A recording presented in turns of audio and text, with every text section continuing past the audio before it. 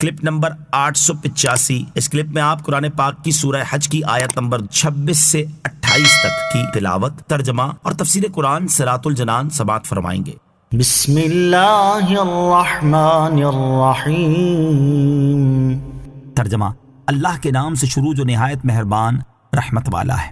وَإِذْ بَوَّأْنَا لِإِبْرَاهِيمَ مَكَانَ الْبَيْتِ أَلَّا تُشْرِكْ بِي شَيْئًا وَطَهِّرْ بَيْتِيَ لِلطَّائِفِينَ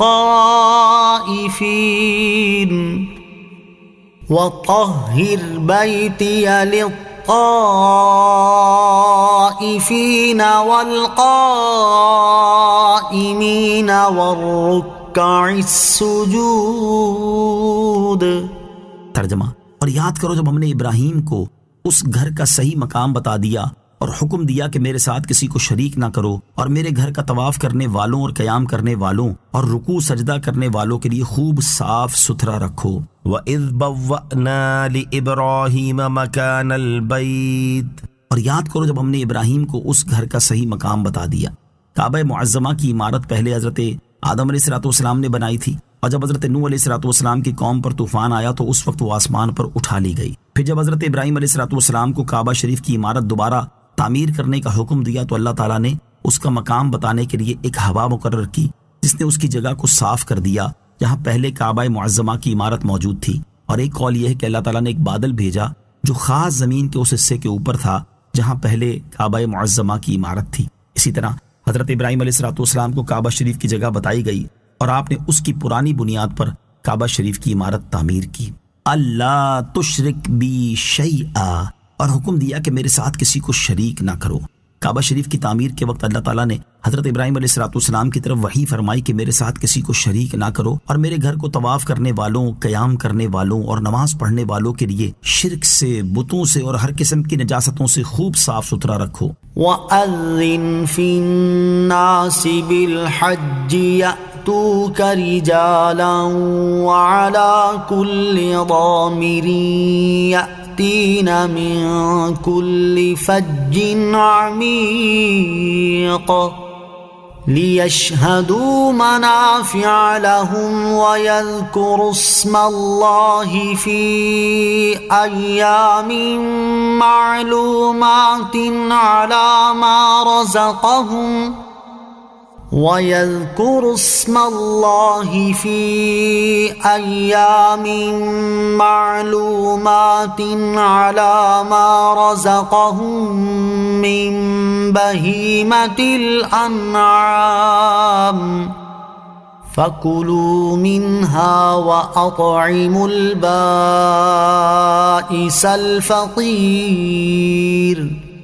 ترجمہ: اور لوگوں میں حج کا عام اعلان کر دو، وہ تمہارے پاس پیدل اور ہر دبلی اونٹنی پر سوار ہو کر آئیں گے جو ہر دور کی راہ سے آتی ہیں، تاکہ وہ اپنے فوائد پر حاضر ہو جائیں اور معلوم دنوں میں اللہ کے نام کو یاد کریں، اس بات پر کہ اللہ نے انہیں بے زبان مویشیوں سے رزق دیا تو تم ان سے کھاؤ اور مصیبت زدہ محتاج کو کھلاؤ۔ وَأَذِّن فِي النَّاسِ بِالْحَجِّ، اور لوگوں میں حج کا عام اعلان کر دو۔ کعبہ شریف کی تعمیر کے بعد حضرت ابراہیم علیہ السلام کو حکم دیا گیا کہ اب لوگوں کو میرے گھر آنے کی دعوت دو۔ چنانچہ حضرت ابراہیم علیہ السلام نے ابو قبیس پہاڑ پر چڑھ کر جہان کے لوگوں کو ندا کر دی کہ بیت اللہ کا حج کرو۔ جن کی قسمت میں حج کرنا لکھا تھا انہوں نے اپنے باپوں کی پشتوں اور ماؤں کے پیٹوں سے جواب دیا، لبیک اللہم لبیک، یعنی میں حاضر ہوں، اے اللہ میں حاضر ہوں۔ حضرت حسن رضی اللہ تعالیٰ عنہ کا قول ہے کہ اس آیت اذن میں رسول کریم علیہ السلام کو خطاب ہے۔ چنانچہ حجۃ الوداع میں آپ علیہ السلام نے اعلان کر دیا اور ارشاد فرمایا کہ اے لوگو، اللہ عز و جل نے تم پر حج فرض کیا تو حج کرو۔ یأتوک رجالا، وہ تمہارے پاس پیدل آئیں گے، یعنی جب آپ لوگوں میں حج کا اعلان کریں گے تو لوگ آپ کے پاس پیدل اور ہر دبلی اونٹنی پر سوار ہو کر آئیں گے جو دور کی راہ سے آتی ہیں اور کثیر سفر کرنے کی وجہ سے دبلی ہو جاتی ہیں۔ لیشہدوا منافع لہم، تاکہ وہ اپنے فوائد پر حاضر ہو جائیں۔ اس سے پہلی آیات میں حج کرنے کا حکم دیا گیا اور اب اس حکم کی حکمت بیان کی جا رہی ہے۔ چنانچہ ارشاد فرمائے کہ لوگوں کو حج کے لیے بلائیں تاکہ وہ حج کر کے اپنے دینی اور دنیاوی دونوں طرح کے وہ فوائد حاصل کریں جو اس عبادت کے ساتھ خاص ہیں، دوسری عبادت میں نہیں پائے جاتے۔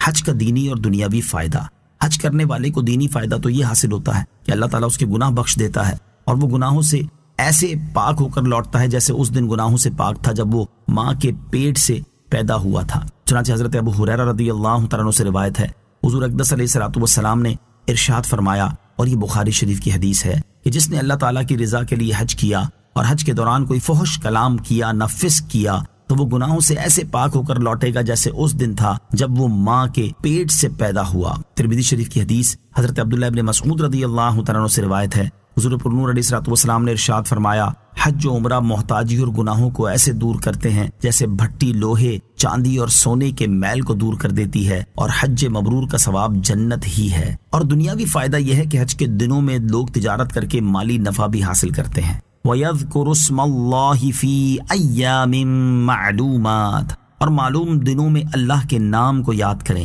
اللہ تعالیٰ کا نام یاد کرنے سے مراد یہ ہے کہ اللہ تعالیٰ نے حج کرنے والوں کو جو بے زبان مویشیوں، اونٹ، گائے، بکری اور بھیڑ کے ذریعے رزق دیا، انہیں ذبح کرتے وقت ان پر اللہ تعالیٰ کا نام لے۔ یا اس سے مراد یہ ہے کہ اللہ تعالیٰ نے حج کرنے والوں کو جو بے زبان مویشیوں، اونٹ، گائے، بکری اور بھیڑ سے رزق دیا، اس نعمت پر وہ اللہ تعالیٰ کی حمد اور شکر کریں اور اس کی پاکی بیان کریں۔ معلوم دنوں سے کیا مراد ہے، اس کے بارے میں دو قول ہیں۔ نمبر 1، ان سے ذی الحجہ کے 10 دن مراد ہیں۔ یہ حضرت علی المرتضیٰ، حضرت عبداللہ ابن عباس، حضرت حسن اور حضرت قتادہ رضی اللہ تعالیٰ عنہم کا قول ہے، اور یہی امام اعظم ابو حنیفہ رضی اللہ تعالیٰ عنہ کا مذہب ہے۔ نمبر 2، معلوم دنوں سے قربانی کے دن مراد ہیں۔ یہ حضرت عبداللہ ابن عمر رضی اللہ تعالیٰ عنہما کا قول ہے، اور امام ابو یوسف اور امام محمد رحمۃ اللہ تعالیٰ علیہما بھی اسی کے قائل ہیں۔ فَكُلُوا مِنْهَا، تو تم ان سے کھاؤ۔ دور جاہلیت میں کفار حج کے موقع پر جو جانور ذبح کرتے تھے ان کا گوشت خود نہیں کھاتے تھے۔ اس آیت میں ان کا رد کیا گیا اور مسلمانوں کو حکم دیا گیا کہ تم حج کے دنوں میں جو جانور ذبح کرو اس کا گوشت خود بھی کھاؤ اور محتاج، فقیر